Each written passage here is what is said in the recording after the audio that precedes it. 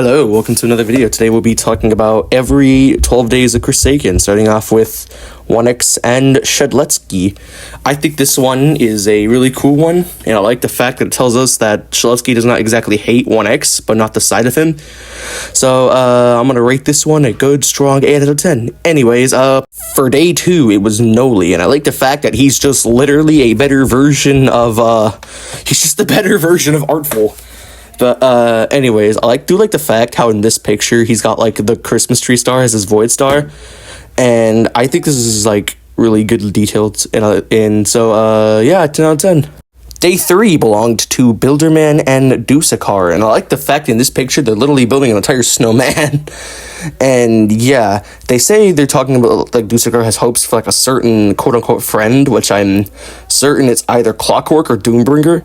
But, yeah, I think this one's really good. 7 out of 10. Anyways, day 4 is Guest 1337, and you guessed it, Slasher. And I like the fact that, Haitoko said Slasher is mute by choice, and it's really cool, and, I don't know. I keep saying and a lot. I do like how they're having a snowball fight. Not much to say about this one, but 8 out of 10. Day 5 was one of my honest favorites, with being at 007 and Cool Kid. And this one's a really interesting one. I do like the fact that 007 forced himself to learn how to cook when he buys packaged food anyways. But, I like the cookies that they have in their hands. This one's a really entertaining one, 10 out of 10. Day 6 is a really fun one, with it being Nosferatu. I like the fact that they say that despite his abilities, he's a lot weaker compared to the other killers. He was also really concepted in late September, which is really cool to me. He was teased around September too, and yeah, not much to say, 8 out of 10. Day 7 was Chance and Elliot. This one was also a really entertaining one, and I like the picture how Chance is trying to hide a gift behind his back.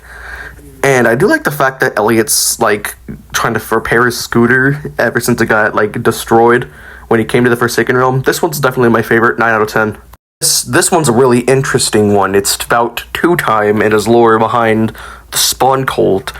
And I like the fact that they said he's a lot shorter compared to the other survivors. And in the picture, I like how he's holding a cup of probably hot cocoa and a nightshade, which could remind him about his past with Azure. 10 out of 10. Day 9 is, you guessed it, Veronica. And I'm glad there was, like, more lore behind her, because we didn't get really much lore other than, like, well, the voices. Not the voices, the milestones. And it's really cool to me how we finally got more lore to her, but 10 out of 10. Yes, Taff, the joyous person.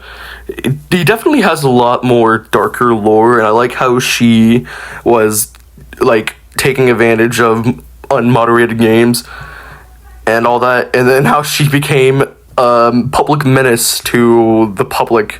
But 10 out of 10. Noob at Sixer, this one's alright, I guess. I do like the fact how if you look closely into Sixer, he has like a little nose, like kind of like Rudolph. And they've also got cat toys, because they used to have a cat. But, this one's not really that interesting. 6 out of 10. And last, but certainly not least, John and Jane Doe.